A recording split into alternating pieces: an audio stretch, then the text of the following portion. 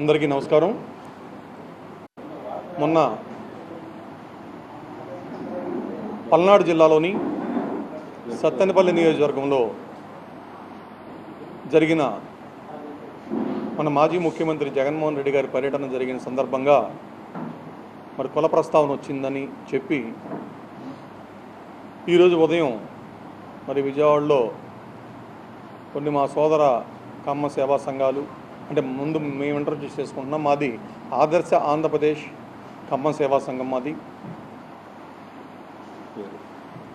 నా పేరు మాగండి నవీన్ కుమార్. నేను విజయవాడ 12వ డివిజన్లో వైఎస్ఆర్సీపీ తరఫున కార్పొరేటర్గా పోటీ చేశాను. మా సోదరులు వాళ్ళ పొద్దున జరిగిన ప్రెస్ మీట్ వివరాలన్నీ మేము ఇందాక ఈ న్యూస్ ఛానల్స్లోనూ కొన్ని ఈ వాట్సాప్లో చూసిన తర్వాత కొన్ని విషయాలు మీతో పంచుకోవాలని చెప్పి ఈ సమావేశం పెడతాం జరిగింది. మా సోదరులు ఇవాళ మా కుల సోదరులు ఇవాళ కొన్ని విషయాలు మాట్లాడారు. కుల ప్రస్తావన తేకూడదు జగన్మోహన్ రెడ్డి గారు అని. కుల ప్రస్తావన లేకుండా గత 5 సంవత్సరాలుగా 2019 నుంచి 2024 వరకు కుల ప్రస్తావన లేకుండా ఏ పార్టీ మీరు వెంట నడుస్తున్న పార్టీలో రాజకీయం జరిగిందా?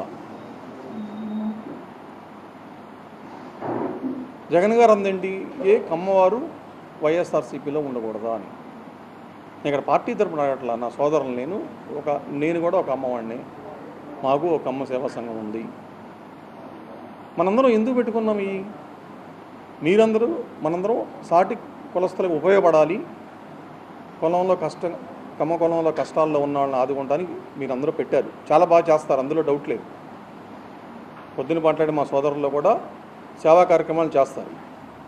సేవా కార్యక్రమాలు చేస్తూ ఉంటే మన గౌరవం మనకు ఉంటుంది. వాస్తవంగా సేవా కార్యక్రమాలను మించిపోయి రాజకీయాల్లోకి ఇన్వాల్వ్ అయిపోయి మన కులం వాళ్ళంటే ఒకే పార్టీలో ఉండాలన్న ఆలోచనలోకి వెళ్ళిపోయిన మాట వాస్తవం కాదా? దానికి మేము అనుభవించాం. మన కులం వాళ్ళు మీరు ఆ పార్టీలో ఎందుకు ఉన్నారనే మాట వచ్చినాయా రాలేదా? మిమ్మల్ని అందరం ఒకే ప్రశ్న అడుగుతున్నాను నేను. ఇంతకుముందు పాతకాలంలో కాంగ్రెస్ పార్టీలో మరి కావూరు సాంబశివరావు గారు, రాయపాటి సాంబశివరావు గారు, చనుమోలు వెంకటరావు గారు లాంటి పెద్ద పెద్ద నాయకులు, మరి ఎన్జి రంగా గారు, ఇంకా ముందుకెళ్తే మరి కాంగ్రెస్ పార్టీలో లేరా? ఆ తర్వాత తెలుగుదేశం పార్టీ స్థాపించిన తర్వాత కూడా వాళ్ళు కాంగ్రెస్లో రాజకీయాలు కొనసాగించారు కదా. ఆ రోజు లేని ద్వేషం మీకు ఈరోజు ఎందుకు వచ్చింది? రాజకీయం అంటే ఎలక్షన్స్ వరకే ఉండాలి. రాజకీయం అయిపోయిన తర్వాత మన కమ్మ కులస్తులందరూ కలిసిమెలిసి ఉండాలి. కానీ మీలో ఆ భావం లేదే. మరి ఈరోజు అతను జగన్మోహన్ రెడ్డి గారు ఎందుకు మాట్లాడారు? ఆయన వాస్తవంగా మీరు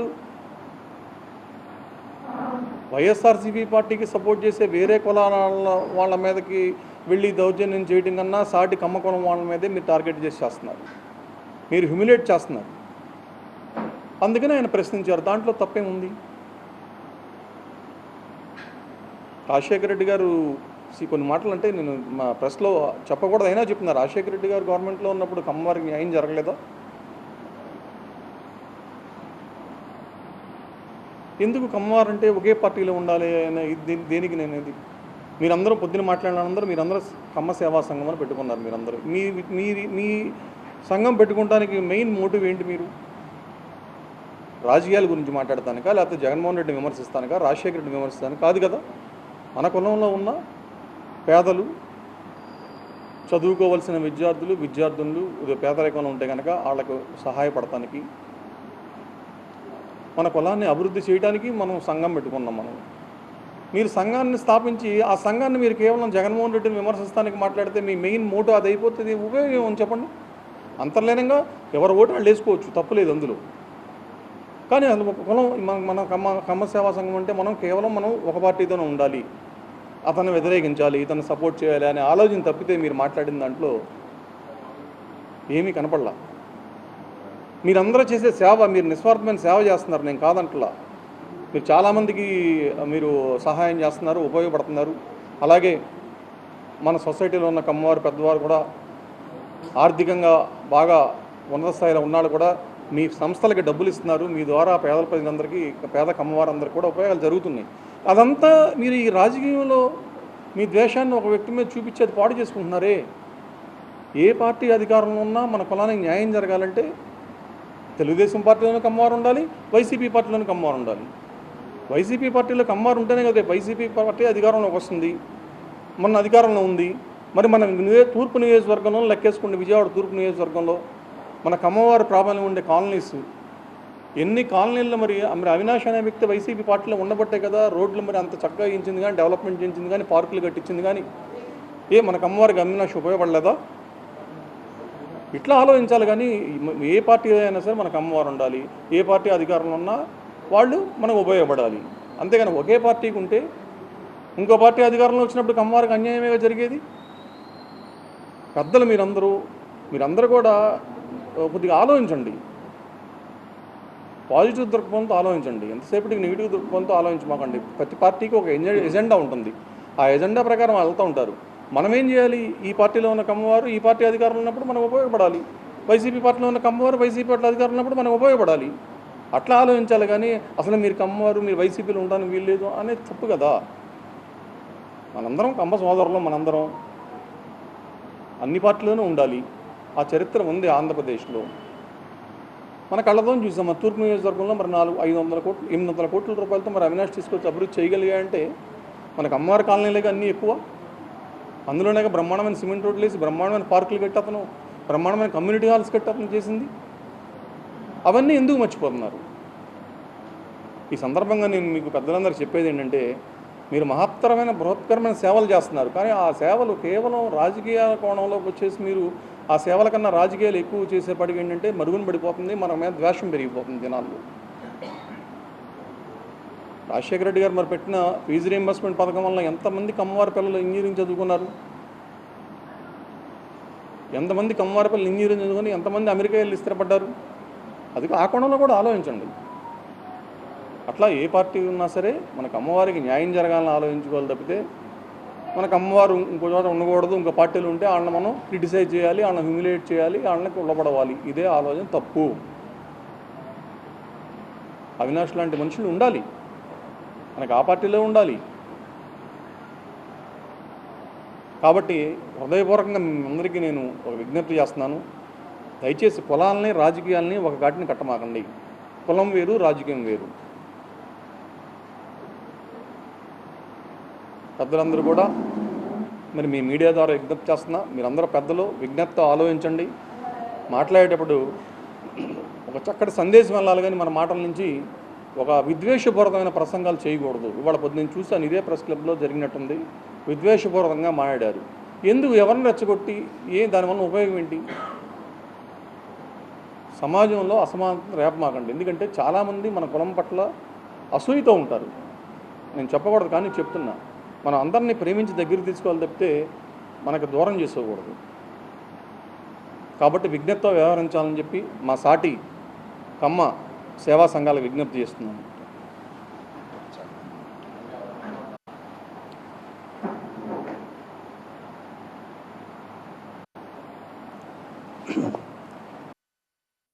అందరికీ నమస్కారం. నా రామకాళేశ్వరరావు, ఆదర్శ ఆంధ్రప్రదేశ్ కమ్మ సంక్షేమ సంఘ అధ్యక్షుడిని. ఈరోజు మధ్యాహ్నం మా కమ్మ సోదరులు కొంతమంది కమ్మ సేవా సమితి మరియు కమ్మ గ్లోబల్ ఫెడరేషన్ వారు ఈ ప్రెస్ కాన్ఫరెన్స్ ఒకటి నిర్వహించి పల్నాడు జిల్లా సత్తెనపల్లి నియోజకవర్గంలో మాజీ ముఖ్యమంత్రి వైఎస్ జగన్మోహన్ రెడ్డి గారు తెలుగుదేశం పార్టీ వారిని ఉద్దేశించి కమ్మ కులస్తులు వైఎస్ఆర్ కాంగ్రెస్ పార్టీలో ఉండకూడదా, ఉంటే వారి మీద కేసులు పెట్టి రకరకాలుగా హింసిస్తారా అని మాత్రమే అన్నారు. కమ్మ కులాన్ని కానీ కమ్మ కులస్తులను కానీ ఎటువంటి దుర్భాషలాడలేదు, అగౌరవపరచలేదు, అసభ్యంగా కూడా మాట్లాడలేదు. ఆయన తెలుగుదేశం పార్టీ వారినే ప్రశ్నించాడు ఉండకూడదా అని. కానీ వాళ్ళ విచిత్రంగా ఆ సంఘాలన్నీ వచ్చేసేసి ఏదేదో మాట్లాడతాయి. నీ క్యాబినెట్లో మినిస్టర్ లేడేంటి, కమ్మ మినిస్టర్ లేడేంటి? కమ్మ మినిస్టర్ ఉన్నాడు, కొడాల నాని గారు మినిస్ట్రీ చేశాడు, వైఎస్ జగన్మోహన్ రెడ్డి గారి క్యాబినెట్లో మినిస్ట్రీ చేశాడు.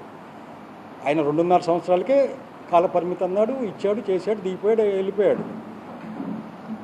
ఇవాళ అవినాష్ గారి పేరును తలసల రఘురామ గారి పేరు వాళ్ళ ప్రశ్న కాన్ఫరెన్స్లో వచ్చింది, వారికి మంత్రి పదవులు ఎందుకు ఇవ్వలేదని. ఈ దాన్ని కూడా రాజకీయం చేస్తున్నారంటే ఇది పార్టీ వాళ్ళు చేయట్లేదండి, మా కుల సంఘాలు చేస్తున్నాయి రాజకీయం.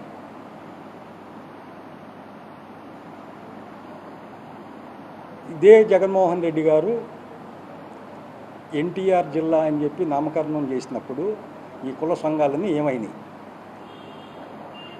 హర్షించవచ్చుగా, ఎన్టీఆర్ కమ్మాడేగా, పెద్ద కమ్మాడేగా, ఎందుకని మీరు హర్షించలా? ఇదే వైఎస్ జగన్మోహన్ రెడ్డి గారు కమ్మ కార్పొరేషన్ పెట్టాడు, మీరు ఎందుకని పెట్టలా? ఇదే వైఎస్ జగన్మోహన్ రెడ్డి గారు కులం చూడకుండా కొన్ని వేల మంది మహిళలకి ఇళ్ల పట్టాలు ఇచ్చాడు, కొన్ని లక్షల మంది తల్లులకి, కమ్మ తల్లులకి అమ్మఒడి ఇచ్చాడు, కొన్ని వేల మంది కమ్మ విద్యార్థులకి వసతి దీవెన వచ్చింది, విద్యా దీవెన వచ్చింది, కొన్ని వేల మంది ఆడపడుచులకి చేదోడు పథకం ద్వారా సంవత్సరానికి 10,000 ఇచ్చాడు. అన్నిటికంటే ముఖ్యం ఈబీసీ నేస్తం కింద కొన్ని వేల మంది కమ్మ కులస్తులు ఆడబిడ్డలు సంవత్సరానికి 15,000 తీసుకున్నారు. మరి జగన్మోహన్ రెడ్డి గారు ఎవరిని అన్యాయం చేయలేదే. మీరు ఎందుకు ఈ మీటింగ్ పెట్టి జగన్మోహన్ రెడ్డి గారిని ఆడిపోసుకుంటున్నారు అర్థం కావట్లా. ఇంతాక సోదరుడు చెప్పినట్టు అవినాష్ గారు చేసిన అభివృద్ధి 800 కోట్లు కమ్మ కాలనీల్లో చేస్తే అది ఎవరి సహకారంతో చేశాడు? జగన్మోహన్ రెడ్డి గారి సహకారంతోనే అది సాధ్యపడింది. కాబట్టి వైఎస్ఆర్ కాంగ్రెస్ పార్టీకి కానీ జగన్మోహన్ రెడ్డికి కానీ కమ్మ ద్వేషి అన్న పేరు మీరు ఆపాదించొద్దు, ఇది గుర్తుంచుకుంటే చాలు. నమస్కారం.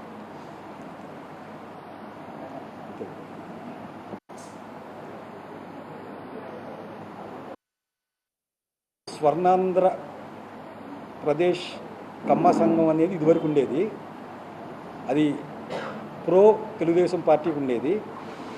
ఈరోజు ఆదర్శ ఆంధ్రప్రదేశ్ కమ్మ సంక్షేమ సంఘం అనేది కేవలం పార్టీ గురించి కాకుండా కమ్మ కులస్తుల కోసం పనిచేస్తున్నాము.